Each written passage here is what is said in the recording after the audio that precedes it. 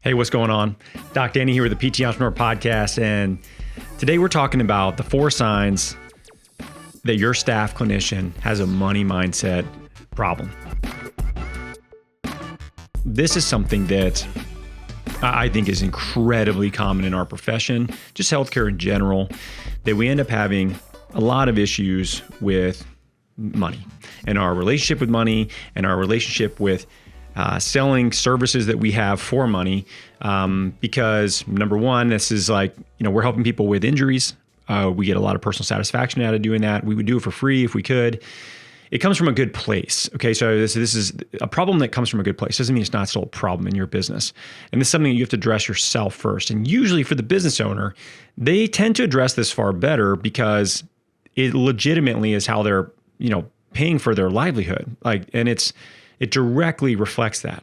So if you have a money mindset problem and you're unable to talk to people about the plan of care that they need to do because of the cost of it, you're just shooting yourself in the foot. And you go home every day and you see your kids, you see your family, you see the mortgage that you have, the groceries you have to buy, and you get over that shit pretty fucking fast because it directly affects you. And you start to realize, damn, I got to stop being a little punk about this, and I got to start facing the fact that this is a fear that I have to talk to people about money, and it is going to be how I provide for my family. So I better get over this. That is very different when you have a staff provider, a staff clinician, because you're paying them a salary, right? They don't necessarily see the inputs and the outputs in the business the same way. They don't take the risk that you took, and it doesn't reflect on them the same way. So this can be a silent killer in businesses. And in fact, I see this be a huge issue in clinics, far more than it is that people come in and they have a healthy mindset around the services that they're providing. In fact, I almost never see that. There's always some amount of, education that has to happen with people that move into a cash-based setting, because they have to have conversations with people about money. And it's because you're the one deciding on their plan of care. It could be like my friend went to a veterinarian, and the veterinarian said that their dog needed some sort of, shots to be able to be boarded at a daycare facility, like a doggy daycare facility when they go out of town. And my friend was like, dude, what is that? So what does that cost? And the veterinarian was like, I don't talk about money. You can go talk to them at the front desk, which I think is a really bad approach, honestly, because that makes it weird for everybody, versus for you to just say like, oh yeah, this is what it costs, and be cool with that. Like, just be fine and normal with what you're telling them it costs, because they actually need it. So like, why feel weird about telling somebody what something's going to cost if they actually need it? Like, that should be very, very, clean, normal, should feel normal. And if it does, then the provider, the patient or the client in this example is going to feel normal as well. But when you fumble things and you make it feel weird, it makes them feel weird.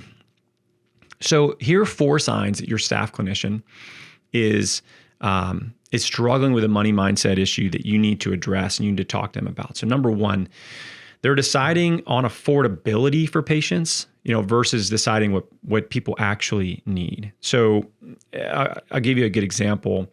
They'll decide based on many, many different factors, what that person is driving, what their job is, but they're associating what somebody can afford versus what they actually need.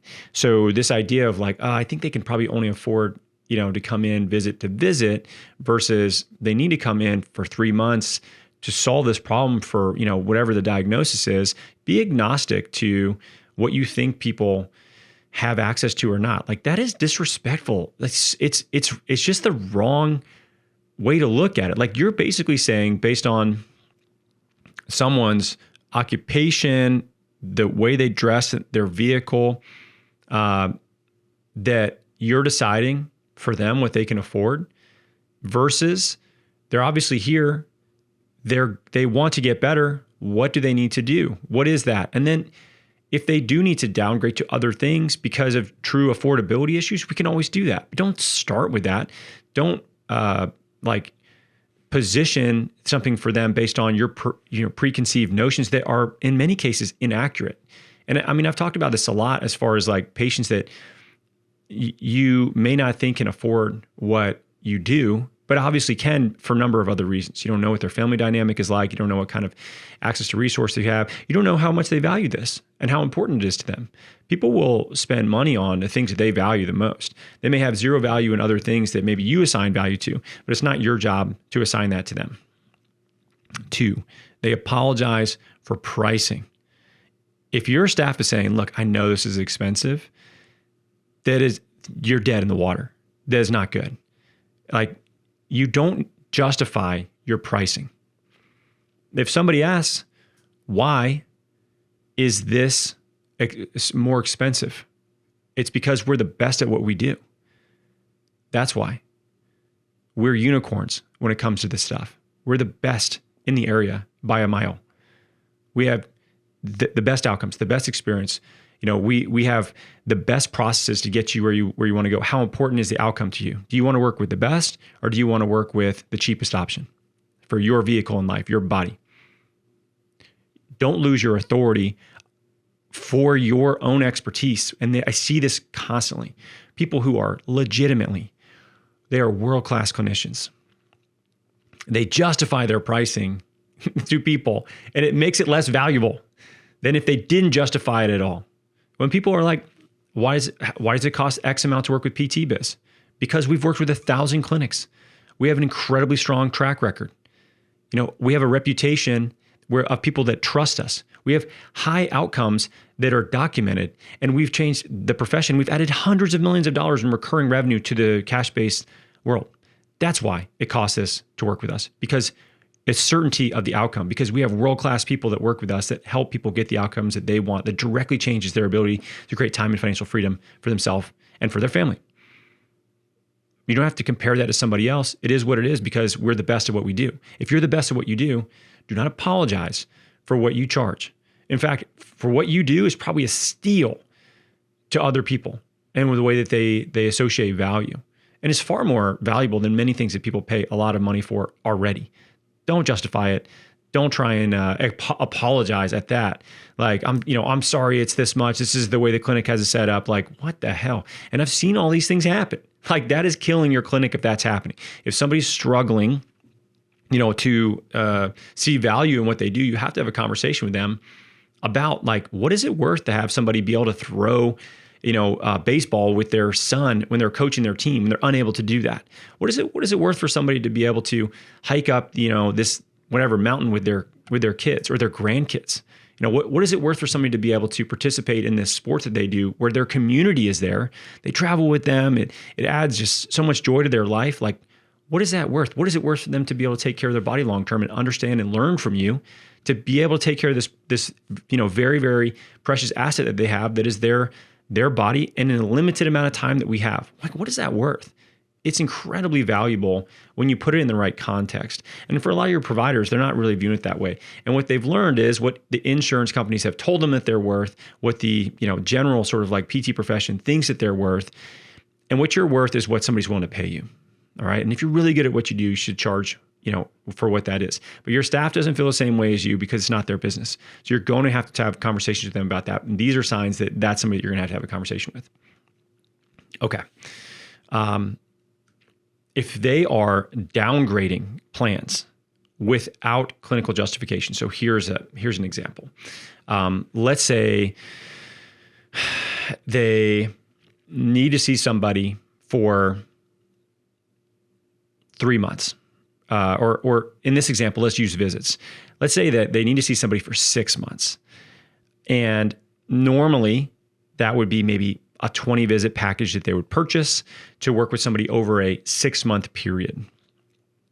But instead of them actually recommending what they need, they decide that they're going to have them buy a 10 visit package, but they're just going to space these visits out as long as they possibly can. And in between, they're going to do a lot of remote management, a lot of HEP design and redesign, program design potentially by the end. And they're just going to space those visits out. So for something that's, let's say it's $1,500 for a 10 visit package versus a 20 is $3,000, they're deciding for this person that they're going to then have them take this option that is less expensive. But keep in mind, it is going to be more work on the provider in between sessions, and they're going to work with them for longer so that they can space this out.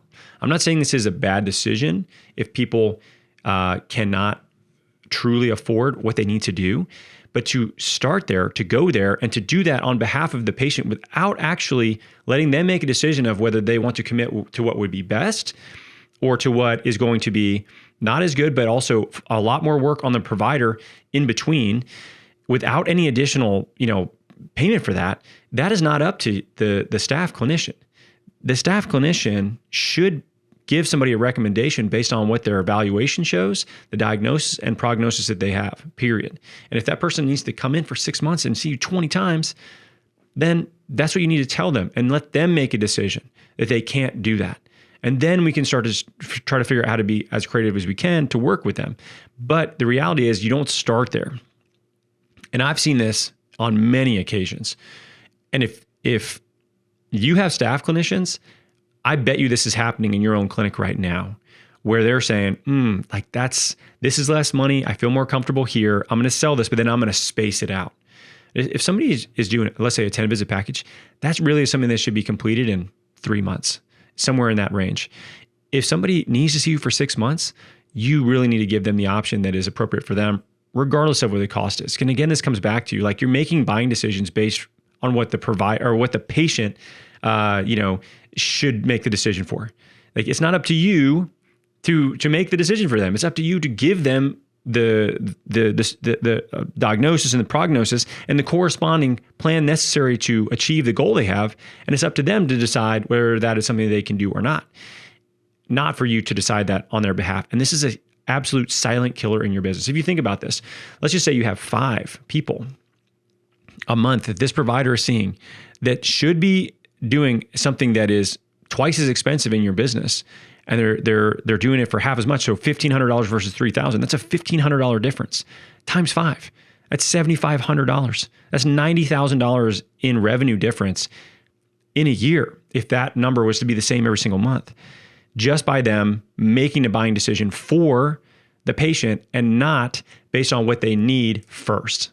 It is a massive difference maker in your business, and something that needs to be addressed, because it's not fair for that person to make the decision for the patient. It's also not fair on them to have to do all this additional work that they space out over a longer period of time than they should, that they're not getting compensated for. Because if they're not generating the revenue for the clinic, we can't increase their compensation even though they're putting additional work in. And it leads to more burnout on their behalf just because they think they're doing the right thing for somebody. So it's this really bad sort of catch-22 that they think they're doing the right thing, but in fact, they're actually kind of shooting themselves in the foot and they're shooting the clinic in the foot. So if you're noticing this, make sure you're having these conversations with them. The last thing, they're making up stories about people. Like, this person has 3 kids, so I know money is tight, right? Like, this person is doing X, Y, and Z. I've had people that I've done this with myself. I've done this with police officers, right? I mean, I had a lot of law enforcement that I would work with, whether it be, different law enforcement groups in Atlanta or federal agencies that would come and work with me just because of my experience in the tactical world and still having I was doing a lot of education in the tactical world for Kelly Starrett's group. And so I would get federal, even active duty folks that would come in from around the Southeast, as well as local law enforcement. And it used to be like, man, I was like, dude, I've got to, really be efficient with these folks. I'm doing all this additional work, all this program design that's taking me a really long time. I'm not charging them for anything. And what happened was it started to really detract from my ability to grow the business, to focus on the business. It was taking time away from me whenever I should be done, and I'm either able to take care of myself and train, or my family and spend time with them. So I was pouring all this additional time into things that I thought was the right thing. And in actuality, I was just making these decisions on behalf of these folks. And as I started to pick the decisions that were appropriate for them, right? The packages, the plans that they needed to do, things like that, the vast majority of people didn't even bat an eye at that. Because you don't know. Okay, somebody could be a police officer. What does their spouse do? What does their family dynamic look like? You have no idea what other, assets they have and cash flow they have and resources they have. You have no idea. And it's not fair for you to try to pigeonhole people. So don't make up stories for people about, yeah, they have 3 kids, and if they do this, then they're not going to be able to buy groceries for themselves. Like people are not going to choose their lower back pain over groceries. That's not happening. But yet we tell ourselves that, right? So if you're seeing signs of this, if you're seeing, your clinicians really show signs of having money mindset issues, you've got to address it. And you have to have an honest conversation with them about the fact that what they do is really valuable. This is usually where the drop off is. People, they think that it is valuable, but when they look at it, they say, I don't know if I would pay for this myself. Well, of course you wouldn't pay for this for yourself. You already know this information. You already know. You think it's less valuable than it is because it's something that you are an expert in. That's a bias. That's all it is. Whereas plenty of other people will pay a lot of money for that. If I'm an attorney, I'm not going to pay another attorney a bunch of money to put contractual agreements together for me when I can just do it myself. I don't see the same value in that. But yet they see a lot of value in you helping them with their back pain or whatever it is. And you don't see as much value in it because you think everybody just understands. You think it's simple. You think this is like basic information that everybody knows. They do not. They do not. And they also do not have the accountability and the expertise from somebody in person that can help guide them through to the next steps. And they're frustrated and they see a lot of value in you helping them get the outcome that they want. So you have to have conversations with your staff about just how valuable it is. And some of this comes down to just patient stories. Tell me a story of a patient that you helped get back, have an amazing outcome and get back to something really cool that was meaningful to them. They have so many of these examples. We literally perform these mini miracles with people every single day, week, month. Like the things that we help people do are amazing. And we help them avoid way more expensive and way more invasive things like surgeries. Like what is the value of helping somebody avoid shoulder surgery that they didn't need, yet they were going to go and get anyway? Think about how many surgeries are done that are not even truly necessary. It's many. If you help somebody avoid that, what is the cost of that? What's the risk of going under anesthesia? What's the rehab process look like? All of that, and maybe they don't even get to have an outcome any better after the fact. We see this constantly. What is that worth? These are the things you need to make sure you're having conversations with your staff about. And if you are struggling with this still, take this as your own advice. If you can't fix this, how are you supposed to help your staff address this? And if your staff doesn't address this, it's going to kill your business because they're not going to be able to grow the way that it should. You're not going to hit the numbers that you should. It's basically like internally you just see this slow bleeding out of the potential of what the clinic should be doing. So these are the signs that your staff member has a money mindset issue. That's what you do about it. If you see it, address it. It's not going away on its own.